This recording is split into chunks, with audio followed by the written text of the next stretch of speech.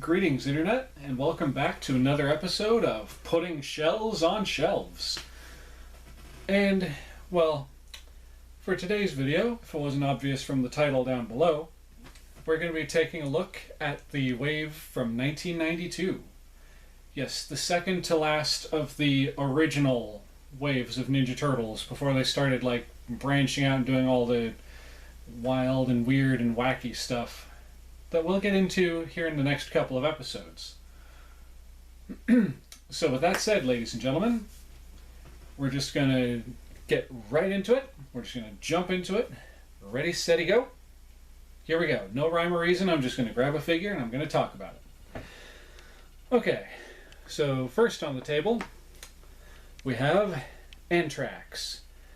Now this is a figure that in his time, if I remember correctly, caused a bit of controversy because of just his name alone. Because, Antrax, Antrax, Anthrax, not to be confused with the band, but the very highly deadly thing. I'm not entirely sure what anthrax is, but I know it can kill you very quickly and it makes you very, very sick until you die.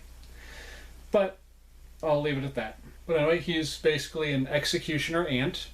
One distinction this guy has is, well, he's an ant, which means that he actually gets extra limbs that a lot of other figures in the line don't have. Like, obviously, he's got 4 different arms. 1, 2, 3, 4. And he's got, for some reason, a stinger on the end of his thorax. There we go.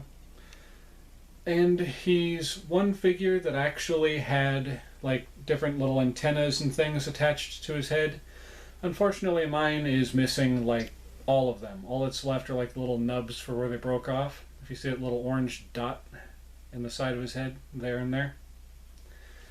Anyway, he's got, as I've stated with other figures, he's got a cool sculpt to him. He's basically just this buff, ripped, very angry-looking insect person. He came with 3 accessories, other than the little antennas and things he would stick in his head.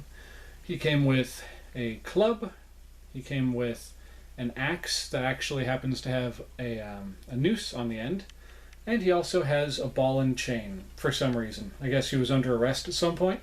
And also, just look at him. He is cool. He's got the black with the purple and then the reds, almost neon reds. That is a cool toy. Moving on to the next figure on the table. For the next whoops-a-daisy, not for the next video. For the next figure on the table, we have Dr. L, the voodoo witch doctor elephant. Because, yeah, that makes absolutely perfect, total sense. As you can see, obviously, he is an elephant, and he is like a voodoo shaman kind of figure. He's, like I said, several times now, he's like a voodoo shaman elephant. Originally, he was just a normal person until the Shredder got a hold of him and mutated him into an elephant. He used to be an adventurer just like you, until he took an arrow to the knee. But anyway, he had a pretty cool sculpt. He's a big, bulky, burly figure, because obviously elephants can't be muscular or skinny. They've all got to be big, cantankerous creatures. He has a removable mask, as y'all already saw at the beginning when it fell off his face. He came with this, I believe it's called the Voodoo Hoodoo staff. Oh, and he's got a spear on this side that attaches to a shield on this side that attaches to a hole in his hand. And overall, he is just a cool figure. Also, he's got one too many piercings, in my opinion. Because, that one in his gut right there, that looks painful. I don't know how he is comfortable wearing that. Well, with that in his skin. But we're not here to judge, are we, Dr. L? I thought not. Okay, so that was Dr. L. He also, as kind of unfortunately what stereotyped as it is, he has very little clothing. He has a necklace and a loincloth. And his, fancy hat. And that's... I caught it right out of thin air. You saw that. I think I caught that on video. He's not in a good place when it comes to clothing, but that's not what we're here to look at. We're just here to look at and see if the figure is actually kind of a cool looking figure. I'm just rambling. So y'all know, in case you weren't aware, when I do these videos, I don't have a script. I'm literally just saying things to you in video land. So yeah, that's Dr. L. Moving on to the next one. Oh, one thing I should say when it comes to this particular wave, by the grace of all that is good in the world, there aren't many variants, to my knowledge, with this particular wave of figures. So, thankfully, I don't have to go searching and tracking down all these different versions of just this one piece of plastic, because the paint's different on him, and he's got like his shoulders painted on this one, but this one, the same shoulder on the other side is not painted, and that fancy stuff that you've gotten to see before. Okay, but anyway, just wanted to let y'all know that there's not going to be like a part 2 where it's like, and now the variants. So, oops. Next we have Hothead the Dragon. Now this guy is absolutely one of my favorite figures in the entire series. For one thing, he's a friggin' red dragon. And he just looks like he woke up on the wrong side of the bed today. If I'm not mistaken, he's one of the villains, but if I would have had him back when I was a kid, he would have been one of the good guys. He would have been working with Leonardo, Donatello, Mikey, and Raphael, and Splinter, and just kicking tail and taking names and just wiping the floor with the Shredder and the Foot Soldiers. Because a figure like this, he is too cool to be a villain. In my opinion. A couple of things. He apparently was normal, but he was transformed by the Retribution Ooze, I think. Hold on, let me quickly pull up his biography, his bio card on the site that I usually use. Where are you? Thankfully I already had the page pulled up. Hothead, there you are. Okay, and while battling a blaze, a fireman in Old Town broke an enchanted dragon-shaped flask. Suddenly a mystical cloud covered the sky and the fireman disappeared. Out of the scorching heat arose the super samurai spirit of a dragon genie, known as Hothead, to his turtle friends because of his blazing breath and quick temper. Okay, he is actually with the good guys. Excellent. To his turtle friends because of his blazing breath, his quick temper, this scaly-skinned samurai serpent can put out any fire, except his own. His fiery features include the classic long lethal samurai sword, which unfortunately I'm missing, and Hothead's no defenseless dragon. With his dim sum staff and his pagoda helmet, the Foot Clan better watch out. Hothead's got a hankering for barbecued shredder kebab. That's Hothead for you. A heroic Ninja Turtle character, and apparently he did not get mutated by the ooze. He's a genie. Who would have thought? But anyway, he's got articulation at the tail back here, he's got articulation at the hips, the shoulders, and I think at the wrists. I may be wrong on that. It looks like this wrist should be articulated, but I don't want to go trying it too much. These toys get kind of brittle after a while, as I may have mentioned before. But the big thing for me with this figure, he has this little gimmick. Ta-da! He gets a long friggin' neck, so you can just, let's say the Shredder is like 5 feet in front of him, you can just go reach out and bite him. Arrgh. Also, some of the finer points of detail that y'all might have missed because I had him wearing his helmet are just like those awesome, almost fin-like ears coming off the side. He's got that nice beard going on down here. Because, every genie has to have the stereotypical little beards down there and the weird little hair tie up here. He's got his shoulder pads with the spikes on him, which is why originally I thought he was one of the Shredder's goons for a second there. But thankfully he's not. He is one of the good guys because, like I said before, he would have been on the good guy team if I would have had him as a child. He's got that awesome red coloration to him, like I was saying about Antrax weapons and accessories. Plus, the blues actually really balance well with those reds.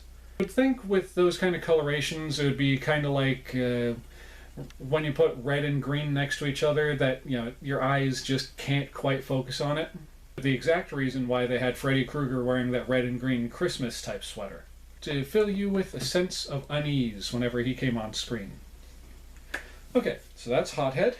Next, we're going to jump right on over to King Lionheart. Now, to my knowledge, as I recall, I could be wrong like I was with Hothead, this guy was a trained Shakespearean actor, and he got mutated somehow with a lion. I think there was a lion involved in one of the shows that he was putting on at the time, and then of course got mutated with the lion, and he wound up actually stealing some props from the props department of the theater troupe he was working with, including the costume, and of course he had a staff, this shield, and I think he had a sword. Give me just a moment, ladies and gents, as I pull up my handy-dandy cell phone and I do the thing and I look it up. Let's see, King Lionheart, there you are. Yep, he came with a Slap-'em Silly Scepter, a Sovereign Safety Shield, and an extra cool Excalibur. Those accessories right there. And now everything's red! Oh my god, I'm so red. Okay, and now the color is coming back to normal. Alright, so with King Lionheart, we have a non-detachable cape, unless you were to break it off of him. He has articulation at his little lion tail back here, but it's pretty hindered by his cape. He's got articulation at the wrists. Well, the wrist on one arm and the elbow on the other. Standard for these kind of figures. He's got articulation at the neck, but he can't really turn his head very far because of the cape. And of course, he's got articulation at the hips, but not the knees, as usual. He's just got that heroic grimace going on, just like... It's King Lionheart. Very cool figure, a lot of paint work on him, a lot of cool sculpting. And one thing that's actually really cool about this figure is even though he's got a vinyl cape on his back, I went to the trouble of detailing it by giving it all these little lines through it to give it like a texture. Like if you listen. Very, very cool dude. I really like his look. Now unfortunately, as you could see, mine has been through the battles and he's got a little bit of paint wear right there on his nose, but wabby sabby and all that, I think he's fine just the way he is. And if I had a problem with him, I could very easily touch that up, because to my knowledge, just looking him over, that's like the only real bit of paint wear on him, which is awesome, because, it's hard to find these guys in good shape. And with that said, that's been King Lionheart, everybody. Take a bow, King. Thank you. Thank you. I'll put him up. I'll put him up. And now we put you back on the table. Next, we have, to my knowledge, the only Canadian Ninja Turtle figure. And by that I mean the character himself is Canadian. Monty Moose. The Mountie. Sorry, I had to think for a second there. It's been a long day. Now this guy's obviously a moose, and he is not happy. He is angry about something. I think he's angry because he ripped his pants and he can't wear his boot now because he's got this cloven hoof leg going on over here. Because I'll admit, if that happened to me, if I were wearing my outfit and then just suddenly it was like destroyed, I would probably be upset too. He's got like the ripped up coat on the back. He's got his blaster. He's got his handcuffs. And this guy came with a little sidekick buddy, who I cannot remember the name of right now, but here's his little sidekick character friend, who, like most others, is sporting no paint applications at all, but that's okay.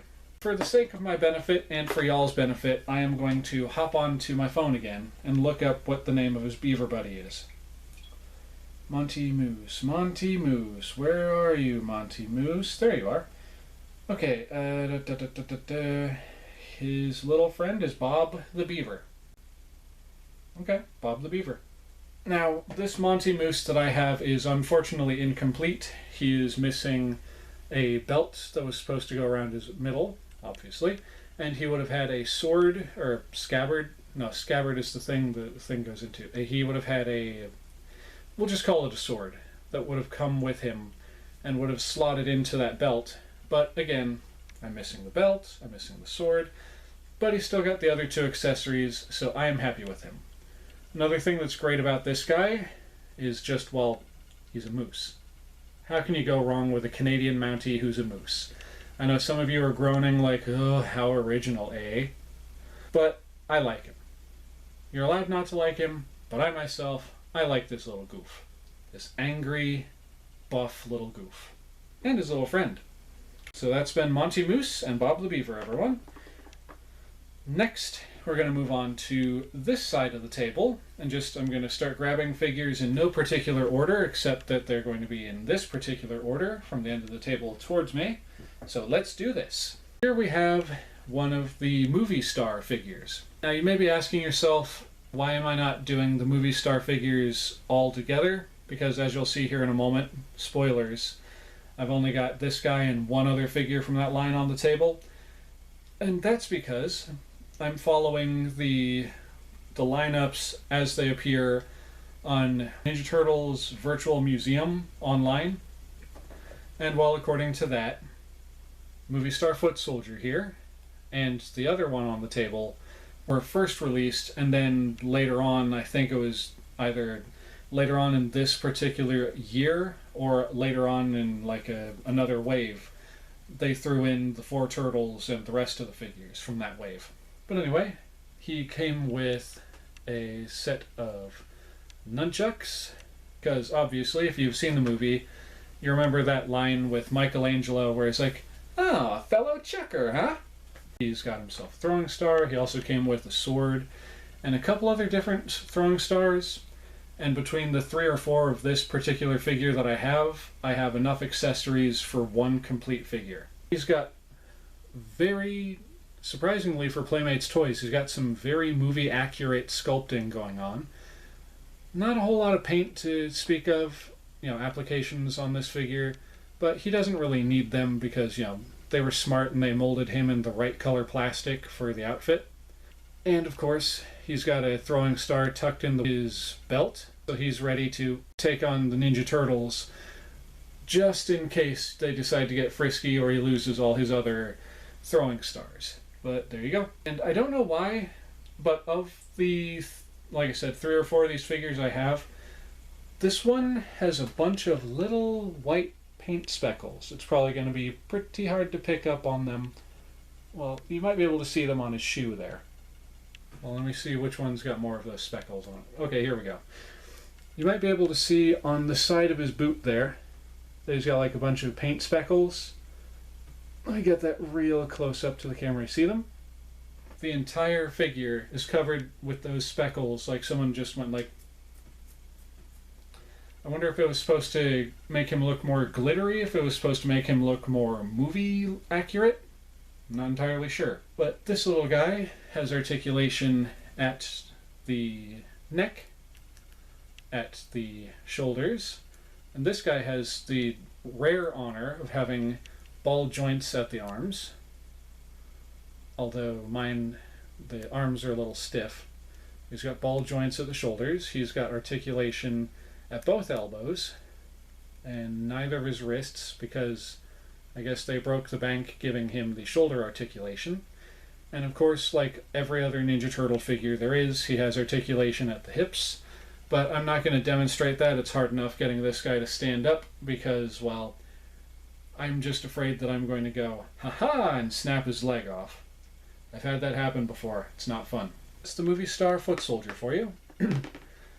Next on the table, we have, to my knowledge, and again, I could be wrong, to my knowledge, this is only one of 2 figures from this wave that actually has variants. And that would be the movie star Master Splinter. Now this guy comes with a rather movie-accurate robe. He comes with a quiver of arrows on his back, comes with an updated bow and arrow, and he comes with a walking stick. He's got himself a nice little belt, and he also came with a canister of retro mutagen ooze. And he also came with a throwing star But I have that packed away so I don't lose it because it's a tiny little piece of plastic and I don't feel like having to replace it or, just search the entire house for a tiny little orange star in the case it gets lost. So with Splinter, he has articulation at the head. He's got articulation at both shoulders. He's got articulation at the wrists, which I'm not going to demonstrate any of his articulation because, well, I got him into the perfect pose and I just left him there. He also has articulation at the tail. Now, when it comes to this figure, he has, I believe, 4 variants, I want to say. Because there's this version, who's just flocked and, just kind of normal looking. And I happen to have a couple of the variants of him. I don't have them all yet. There's him, and then there's another version of him. Unfortunately, my example of this figure is busted. When I got him in the mail, he was in one piece, but he was missing all of his accessories. I thankfully just so happened to have an extra normal movie star Splinter. It was complete, so I just gave all his accessories to this guy. And when I was putting the robe on him, this hand, for whatever reason, just slowly came off. I don't know why, and I'm annoyed by it, but it is the way it is. But thankfully, I still have that spare figure, so I'm going to be doing my best to essentially just do a hand swap, so he'll be a complete figure. But anyway, the difference between this figure and the other Master Splinter I showed you is actually kind of silly.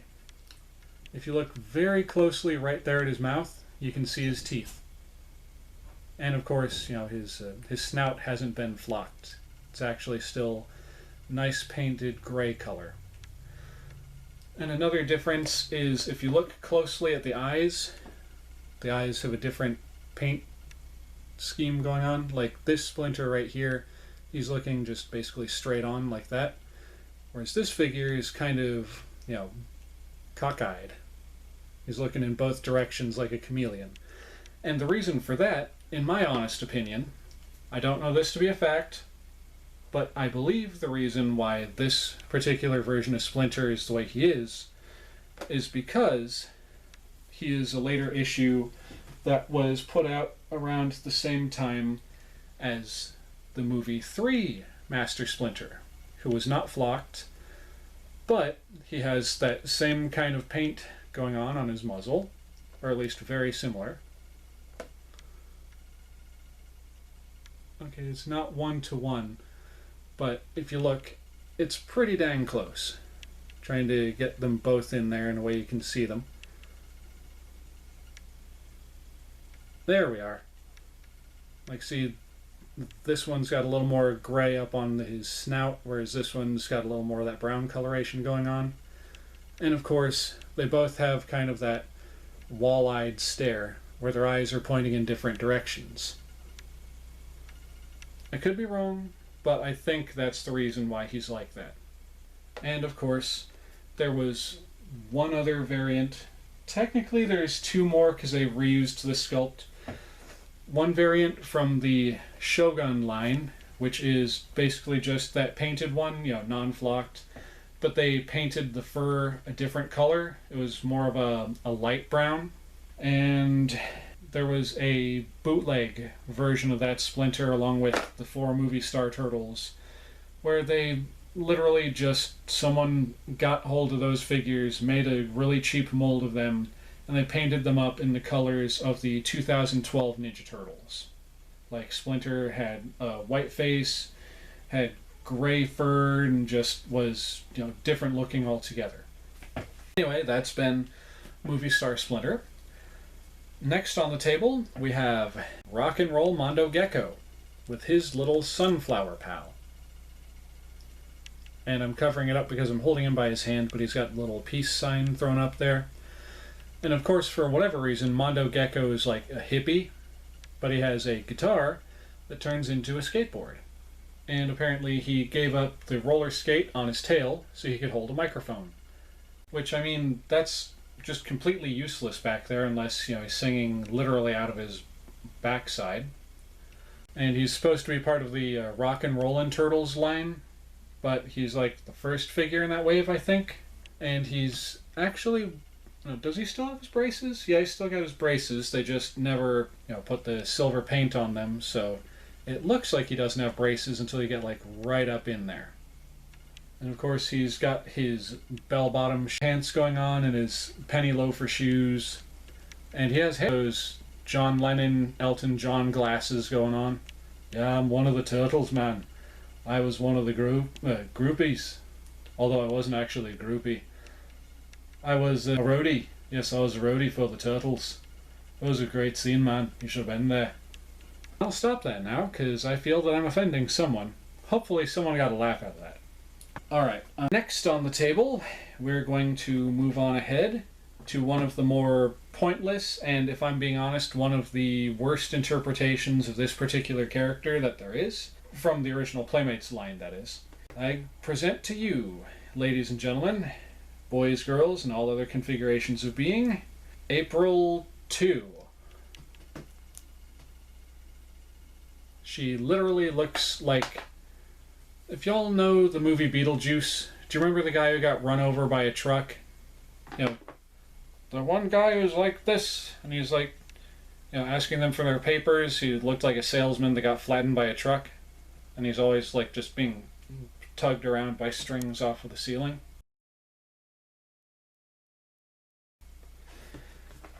To me, she looks that flat. It might just be me, I don't know. Personally, I don't really care for this figure. The only reason I have her is, well, for completion. I want to get every Ninja Turtle figure released by Playmates Toys, and I'm well on my way to, wrapping up this collection and a couple of others. We'll see if I'm able to get there before my tenure on YouTube wears out or whatever the future holds for me. But anyway, that's April 2. She has a very, very poor quality face sculpt. Her accessories just, stained the plastic over time. This is just not a very good figure at all. But, like I said, for the sake of completion, I've got one. And speaking of April, might as well get this one out of the way too. This is the third of 3, to my knowledge, that actually has a variant.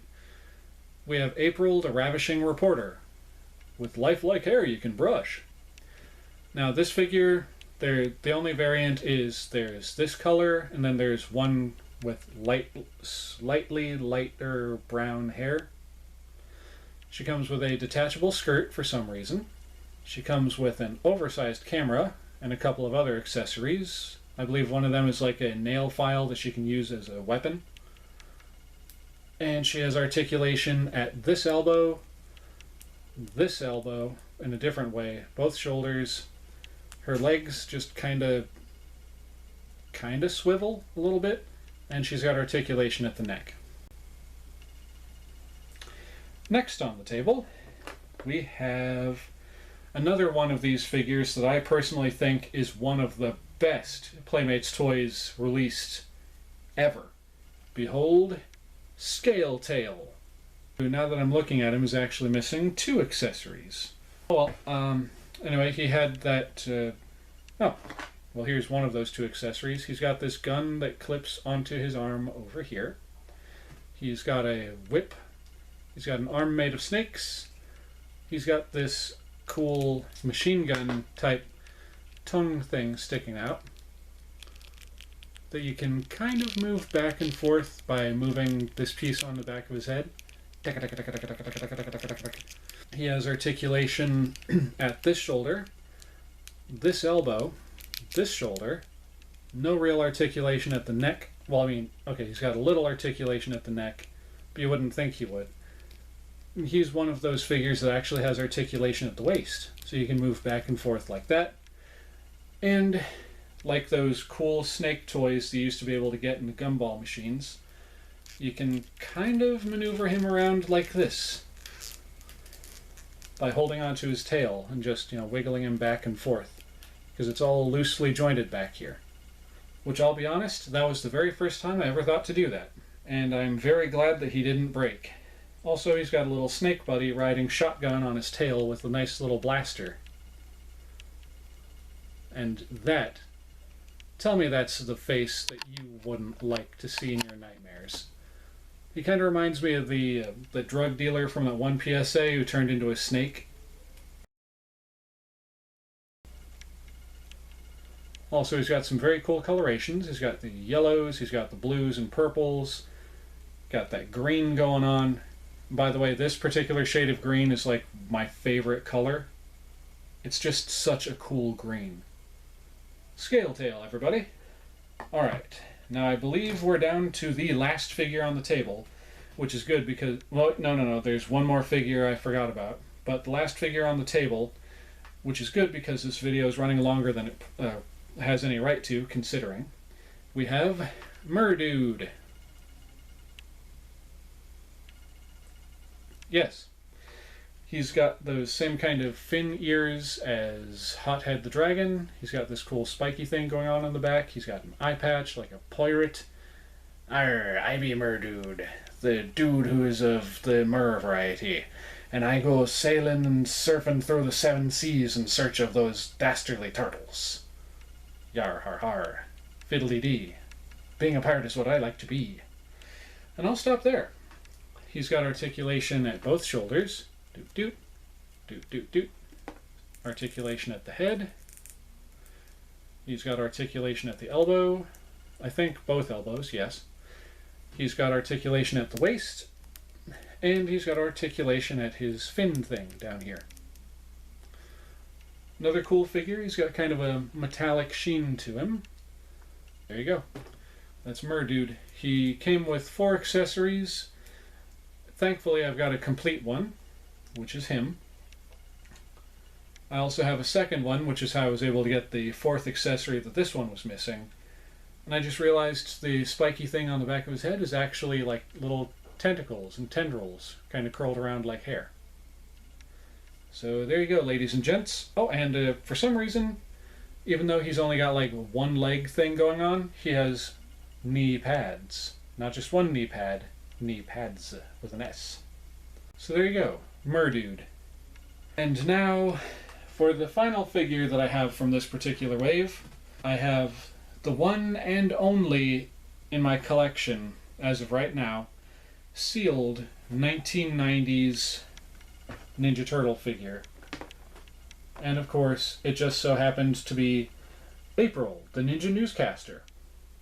This figure, I suppose, technically has a variant because they released this exact same mold a year or two later as Cave Woman April, and she came with a dinosaur, but I forget which one exactly. As you can see, mine is complete because, duh, she's still on the card, so she's got all her accessories. And here's all the figures that were released at that time, all shown on her card back. And also, for some reason, they just kind of threw her in with the Movie Star Turtles. Like, we got Movie Star Raph and the Movie Star Foot Soldier right there. And she's just in there, you know, being April. And of course, she's got a little speech bubble on the side that's having her say, "Scoop this!" And of course, the little exploding, you know, the kind of blast that says, "New!" Yeah, that's April the Ninja Newscaster, everybody. And with that, oh, I almost forgot.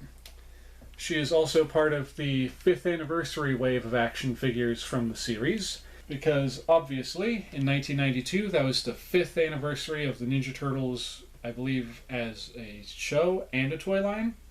There you go, ladies and gentlemen. That has been my collection of figures and toys of the 1992 wave of the Teenage Mutant Ninja Turtles action figures released by Playmates Toys. Now, I'm sorry that this video ran a little long and is continuing to run long because I'm still talking, but I hope you've enjoyed it. I know I still need to work on things, but I'm getting there, I hope.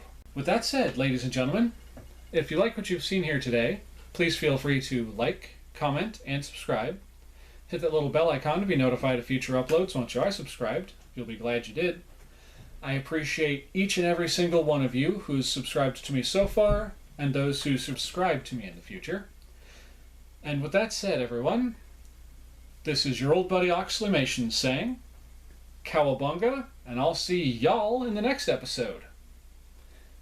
Later. Oh my goodness. Oh my damn. Hold on just a second, ladies and gentlemen. I hate it when I do stupid stuff like that. Okay. Just gotta grab these two real carefully. Thankfully, they landed on the chair and didn't just go flying down to their doom on this, the floor below me. Little spoilers for what's to come. And now I heard one of them drop their accessory, which they did. Okay, so I'm just going to move this special figure down here so I don't have the risk of doing that again.